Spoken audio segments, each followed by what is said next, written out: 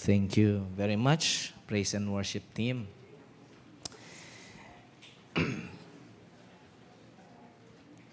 One day, a lamb was caught up in a bush. Then the devil helped the goat or the sheep to be released or escape from that caught up in a bush. The happy sheep went to a farm and ate all those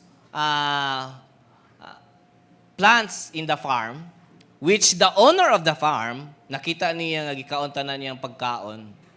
Ang owner nga babae, take an action and went to the lamb and killed the lamb. At a distance, the owner of the lamb found out nga gipatay ang iyahang lamb. So he took a gun and shot the woman who killed his lamb. Pagkaugma, nahibalan sa bana nga gipatay sa iyang silingan, the owner of the sheep knows that the one who killed her wife is their neighbor's family. So, he went there and killed all the family.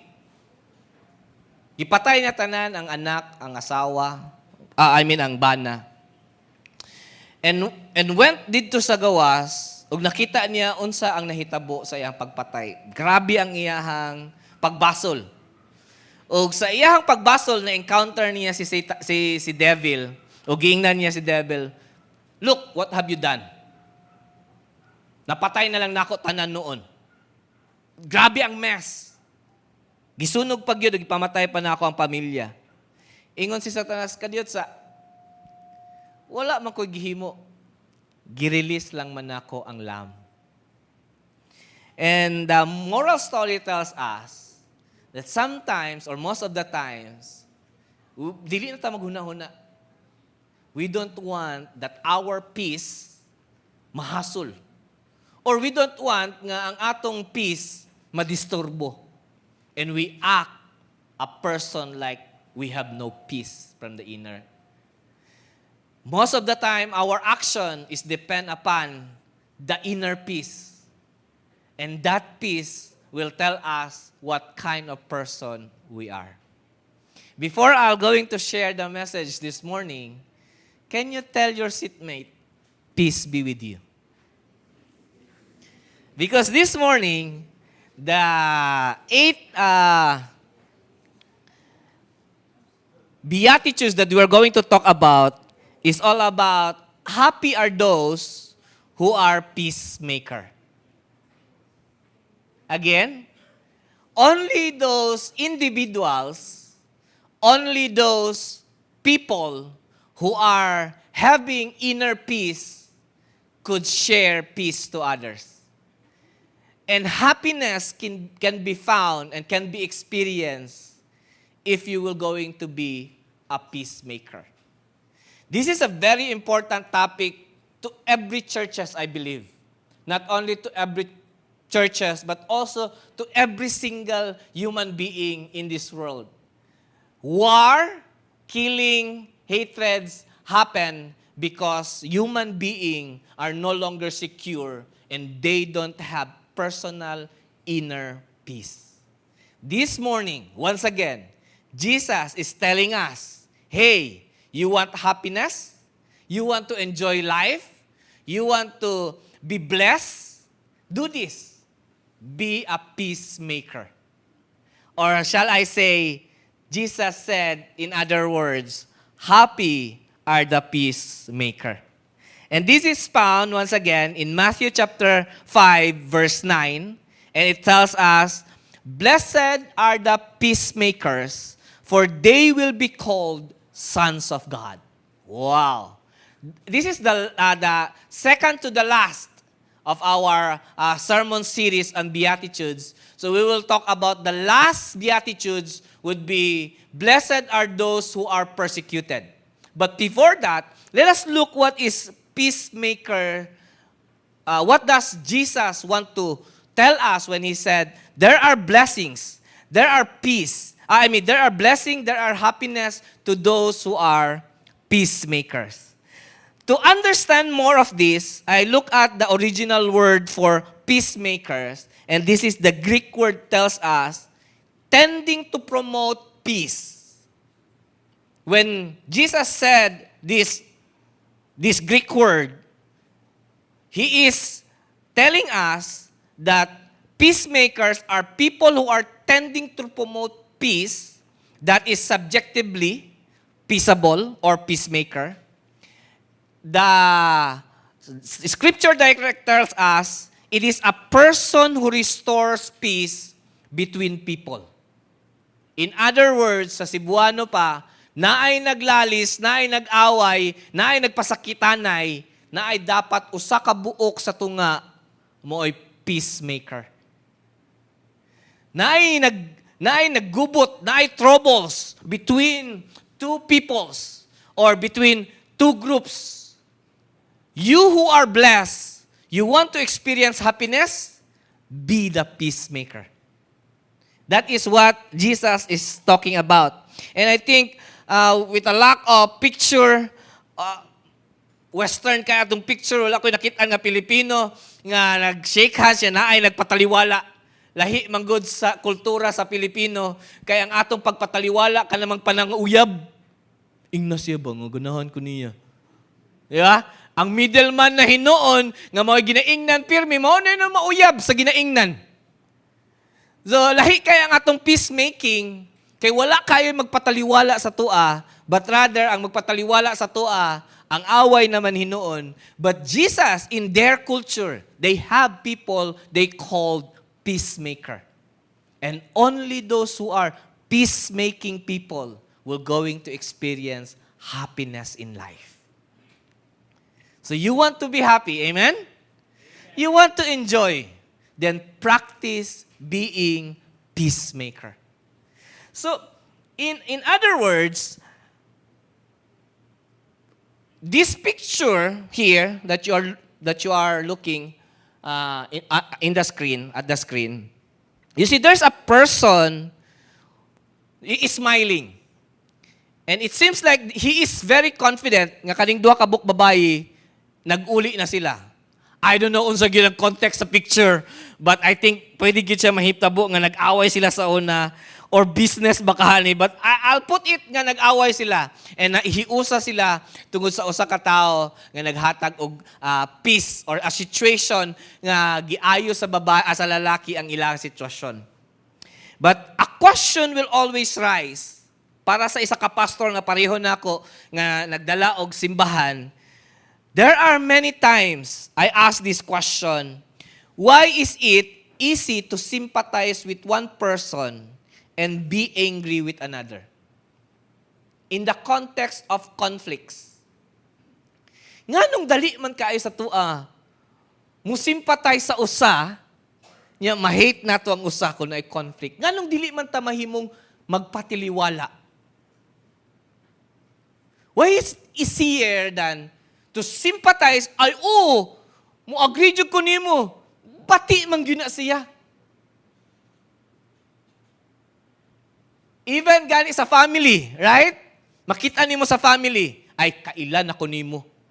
Mudapig yun ta kung asa, ambot nga nung mudapig man ta naman tay dapigan. Unless ang peacemaker, dili man siya dapat mudapig. Naagit siya dapig sa duha.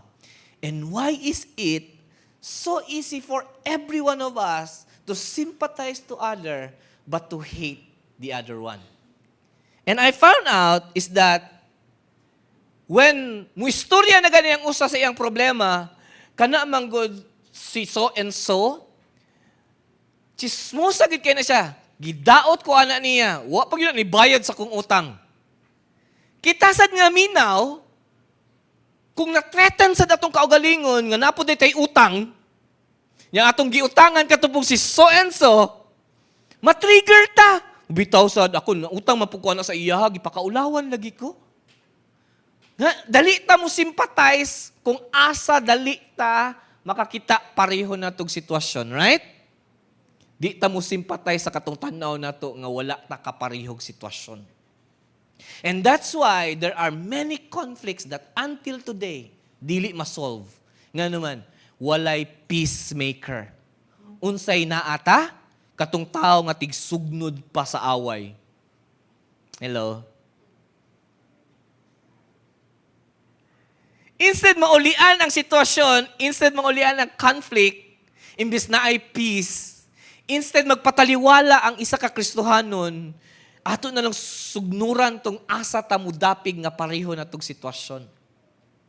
And I personally believe, nga nung dili ta mo himong peacemaker, it's because none of us have experienced the genuine peace.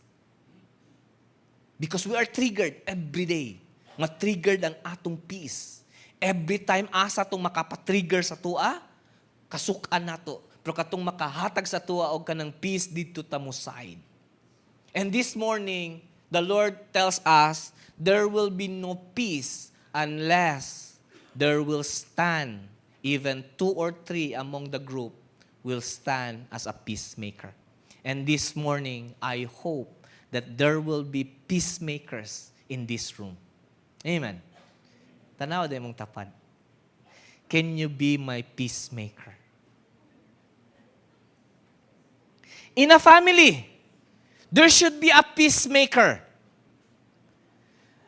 When I and my wife get into a very passionate conflict or conversation, when my daughter was born, when she turns into 4 years old, she became our peacemaker. Muana palang gani ko, nya, di pa mo mamarog diha nga, Domingo man karon late na sadta. Muana din ako asawa, daghan pa taga plancha pa tanimo. Muana din ako anak. Nag-away mo? Wala anak, nag-explain lang. There should be a peacemaker in a family. In a relationship, there should be a peacemaker. Sa manag-uyab, dapat mangita gyud mo og kanang matured ninyo nga peacemaker. Amen. Kabalo ba mo nga kung mga single pa mo karon, nya na mo'y mga relationship manag-uyab, dapat na amoy ginatawag nga peacemaker, katong maminaw sa tanan nga side ninyo. Kay nga naman, kung walay maminaw sa inyo ha, pwedeng magsigila mo patas-anay sa tagsa-tagsa. Ug walay peace mahitabo sa relationship. Ngunang kadaghanan sa manag-uyab karon magbulag kay wala magkasinabot. So we promote, the church promotes a peacemaker. Kung naamoy problema sa inyong sitwasyon sa inyong manag-uyab, na si pastor expert ana. Ayaw makabalaka kay ni confess si Kuya Shan sa kuha, naagid siya pinaka the best way paunsa mo peacemaking. So si Kuya Shan pwede makatabang if na ay conflicts. Kung na ay managtiayon nga magka-problema, don't you worry. Daghan na ta nga mga mature diri nga mga elders can handle.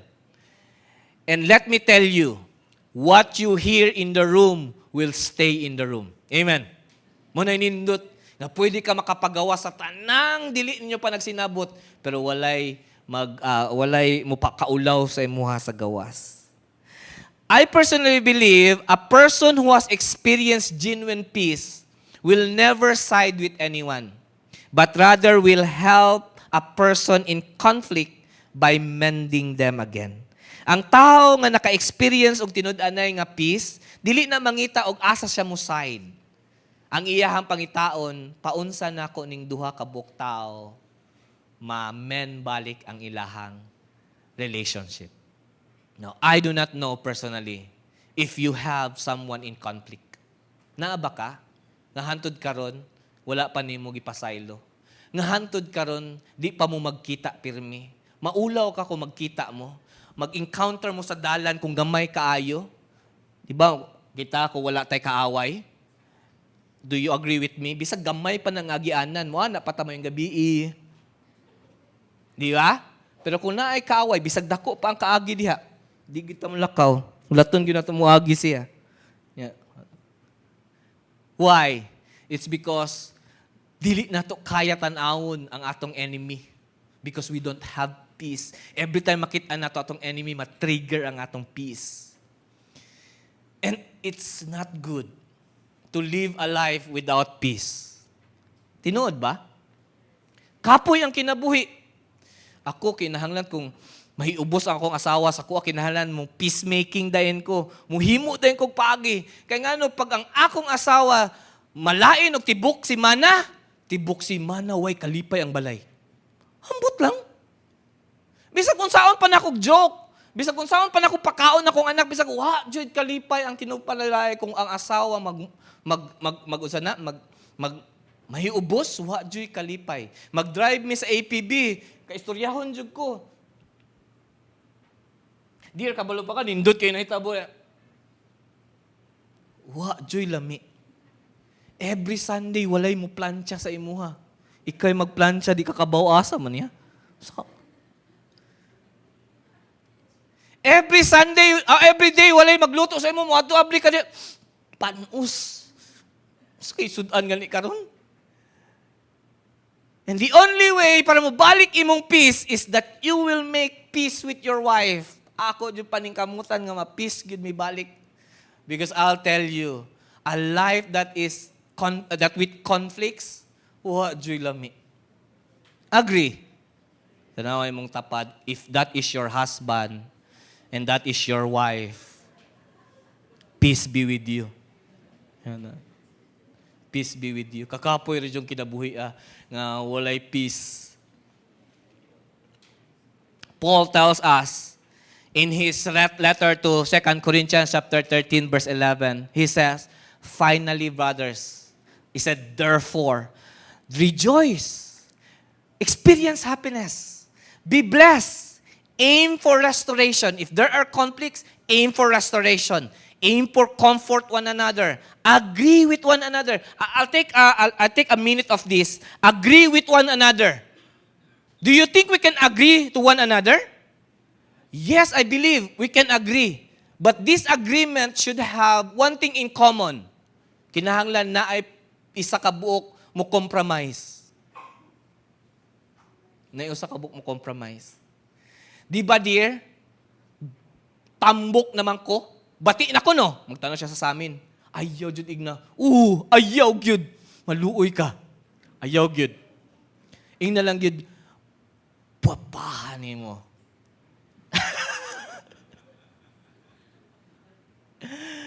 It's a trap!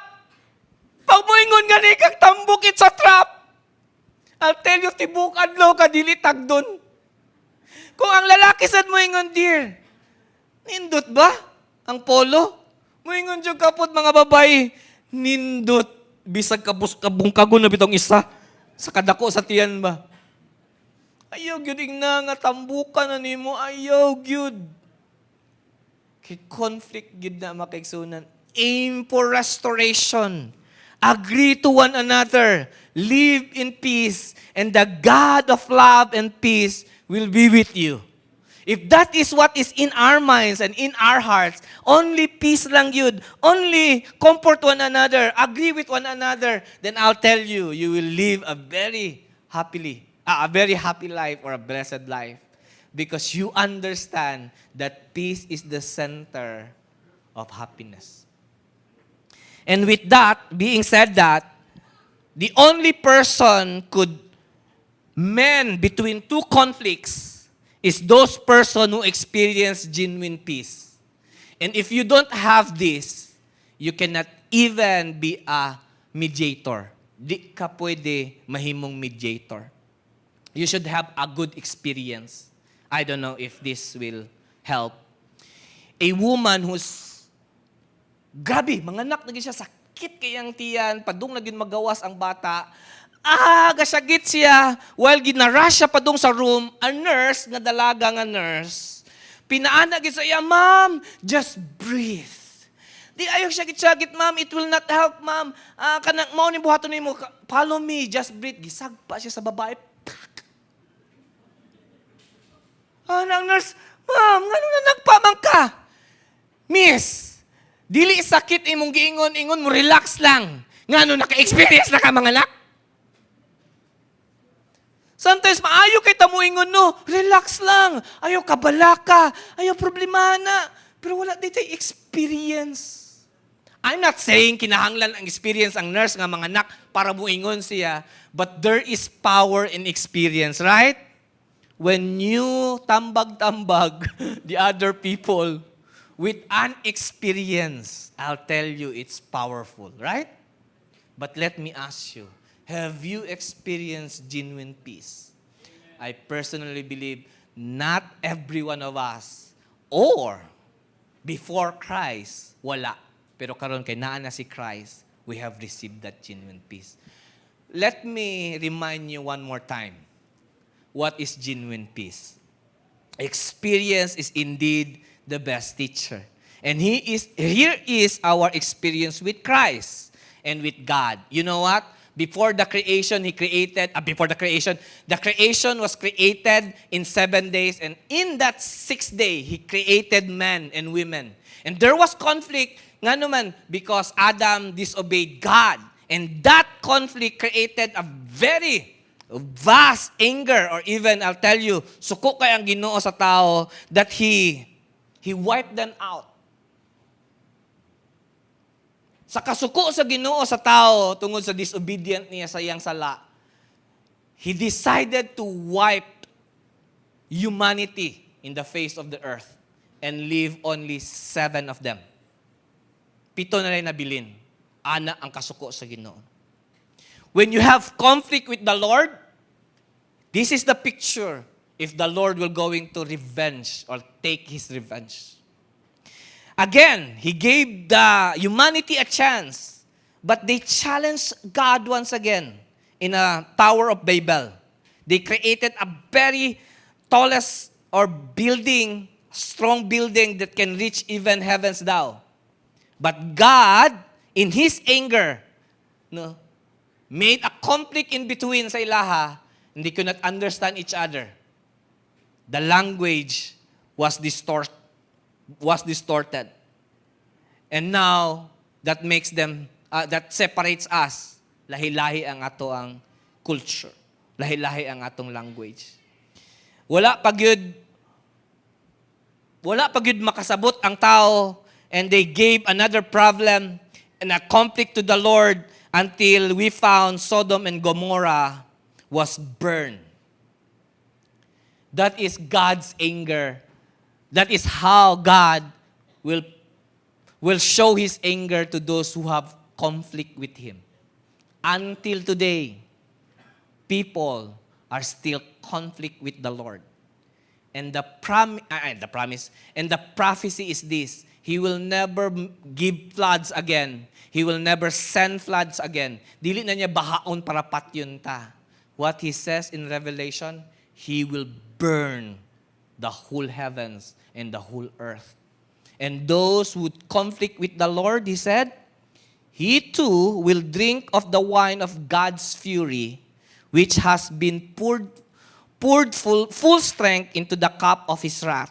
He will be tormented with burning sulfur in the presence of the holy angels and of the Lamb. What the Lord is telling us here in Revelation, that those with conflict with the Lord will be thrown into hell, and we will burn there, tormented with burning sulfur. Not only that, He said, and the smoke of their torment rises forever and ever. What?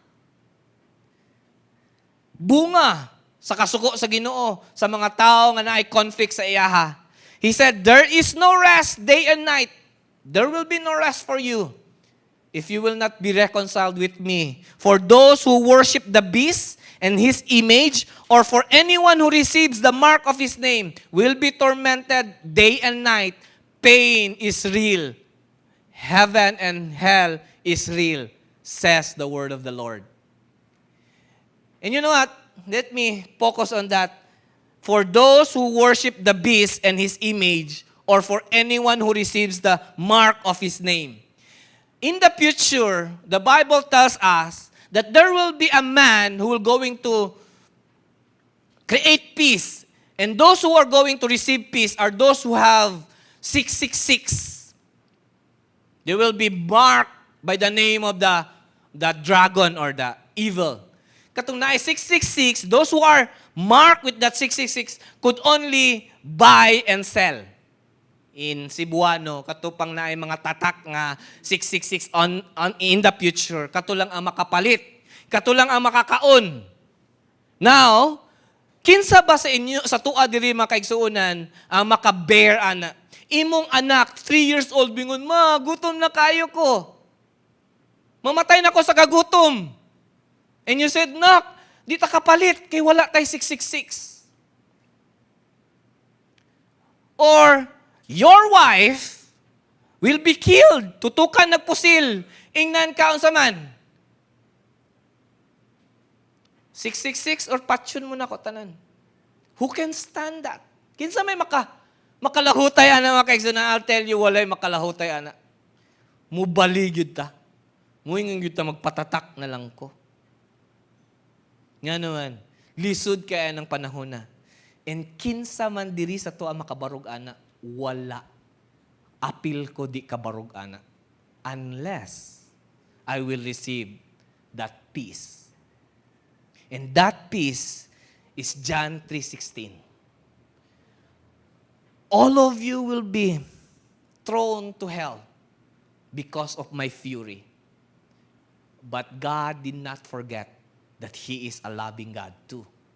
He said, for God so loved the world that He gave His only Son, that whoever believe in Him will never perish on that torment sulfur, but have everlasting life in the presence of God.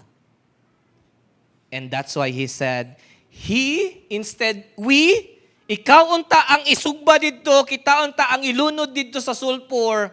He bore all our sins in His body on that tree so that we might die to sin and live for His righteousness. By His wounds, you have been healed. Then He adds, after my death, I will make a covenant with those who will believe in me. He says, your sins or their sins and lawless acts, I will remember no more. Amen? I will forget all your sins. I will remember no more.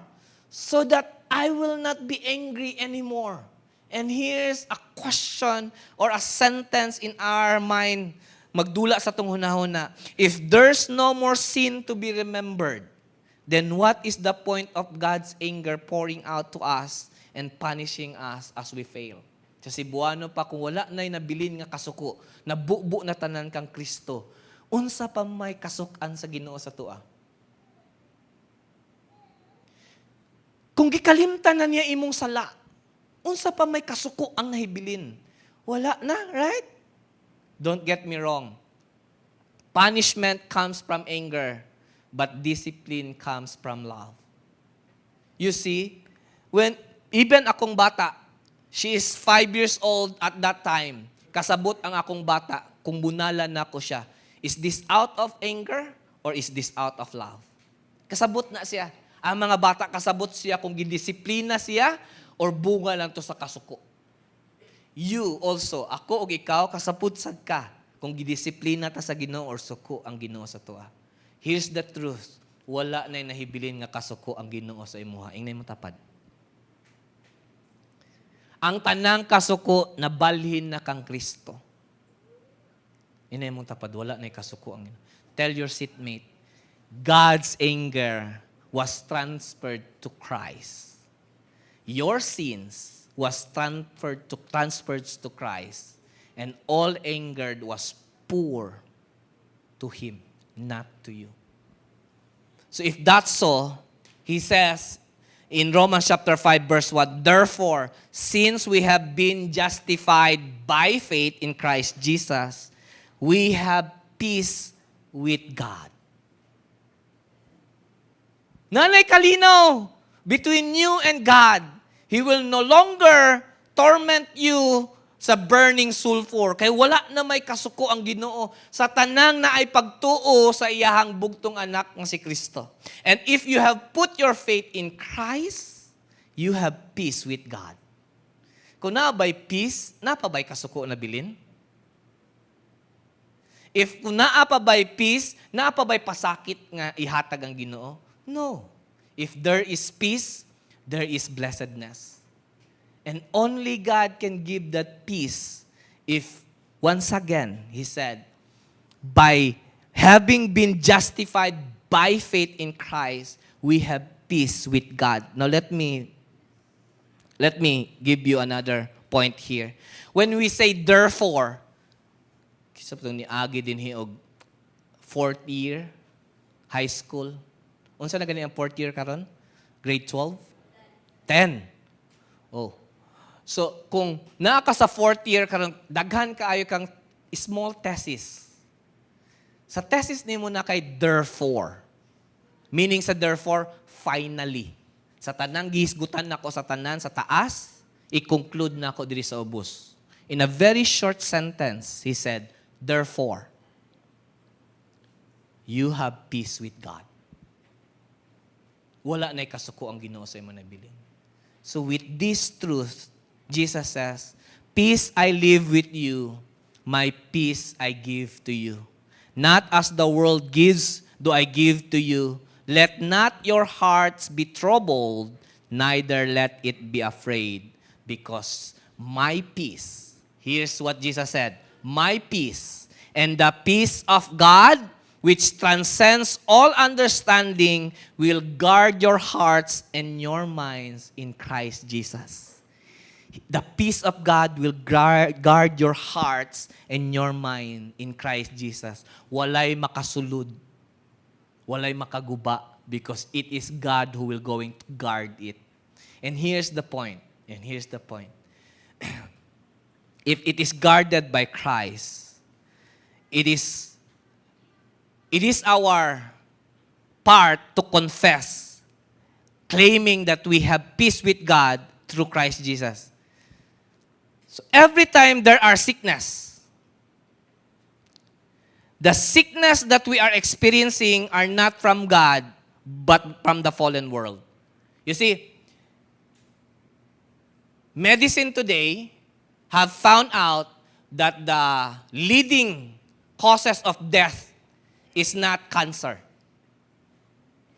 They found out that the leading causes of death today is stress. When a person have too much stress, body will collapse. Cancers will come out. The leading cause of death is stress. And you know what? The power of stress comes from conflict. Conflict without peace, there's no solution. So you need peace to cure conflict. You need peace to cure stress. Nganong magsakit ang tao karon tungod kay wala tay peace, sige ta ka stress. Bata pa lang tiguang nagnaong. Pila imong edad? 23. Ha? 23 pa ka? Grabe halain na. Ayaw po rin taon mo, ana. Kung ma-shock mo, practicein ninyo ni. Pila na imong edad? 23. 23 day ka. Practicein tao na.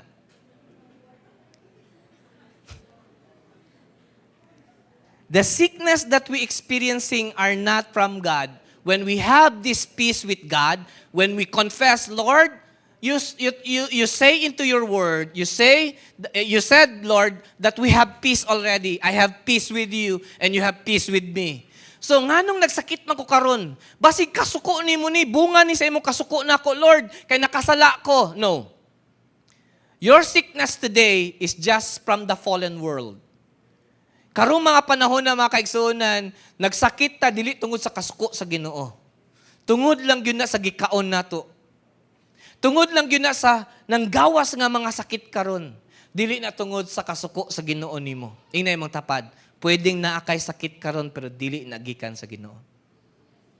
Can you tell your seatmate that God have peace with you and the sickness that you're encountering or experiencing today, it does not come from the Lord. It comes from the fallen world. Second, di mo pwede pasanginlan ng Ginoo kay na naman mo'y peace. the misfortune that happens to us is not because God is not pleased with us.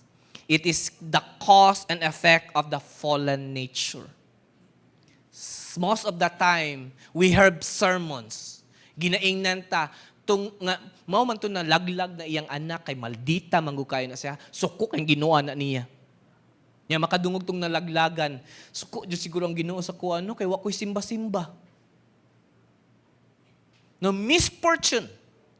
Ay, among business na tumba. Kay wala mi naghatag-hatag og tithes, wa gyud mi nagpa-bless ani kang pastor. Mo na natumba among business, no. It's not because God is angry with you, mao nang bawsan kaniya. Because you have peace with the Lord. Nahitabo ang misfortune sa imong kinabuhi tungod kay naa na ginatawag nga effect na siya sa fallen nature sa tao.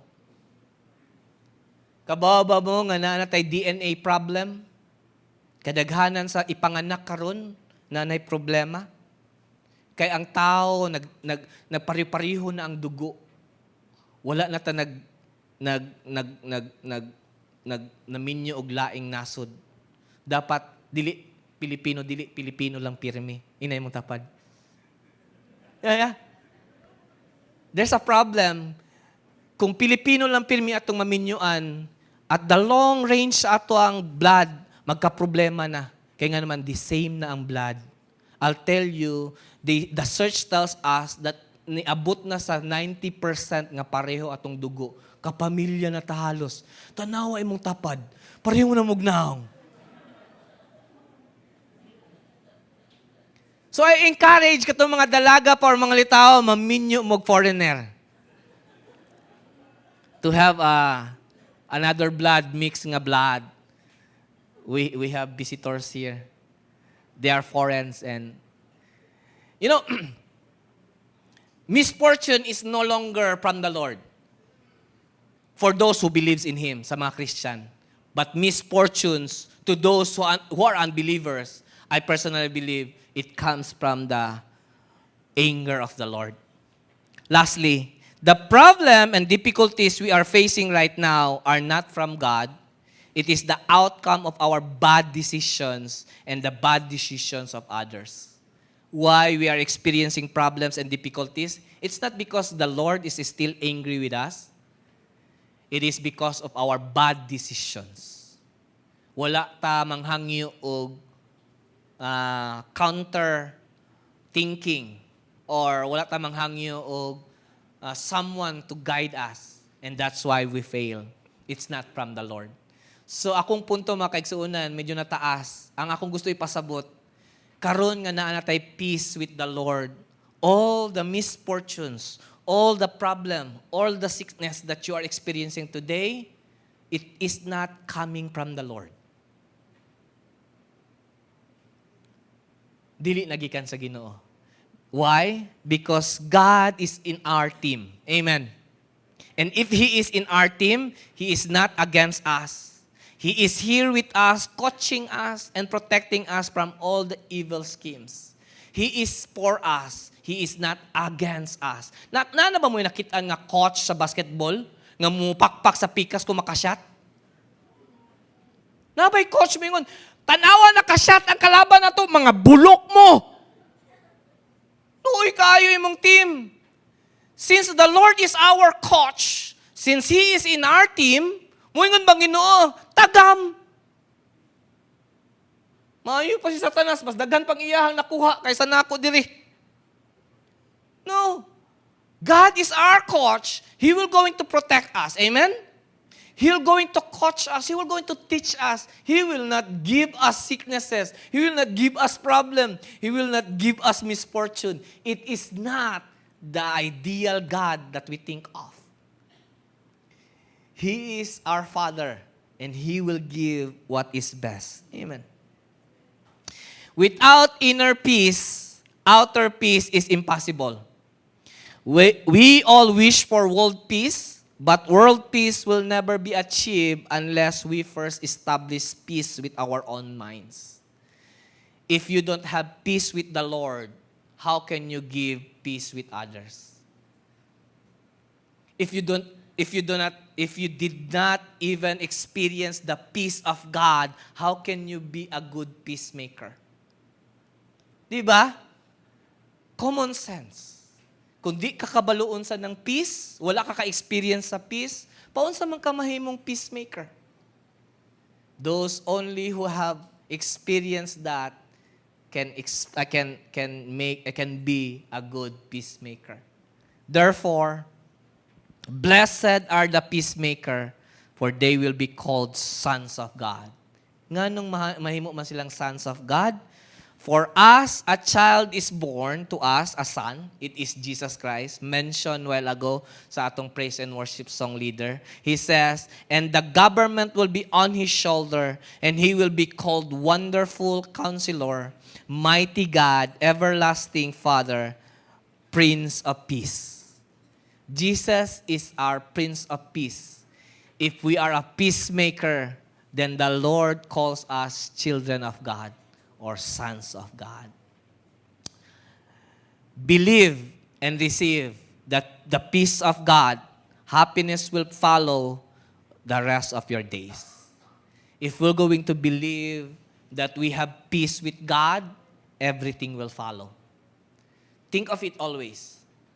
The Lord had made everything at that cross. He poured out all His anger at that cross. What has left now is only peace. Kalinaw na lang nabilin. If kalinaw ang nabilin mga kaigsunan, experience it first with the Lord. And you can now give peace or be a peacemaker to others. Let me pray and ask that peace to come. Father, this morning, I pray and I ask, Lord, give us peace. Guard the hearts and our minds, Lord. That we may not think, Lord, that the problem and the misfortunes and the difficulties that we are experiencing today comes from you. No, Lord. Teach us that it doesn't come from you. You are our coach. You're in the team, and you are our Father. And we believe, Lord, that you are doing your best and giving your best for us as a Father. And this morning, we can only give peace and can become a good peacemaker, Lord, if we will going to experience that peace from you.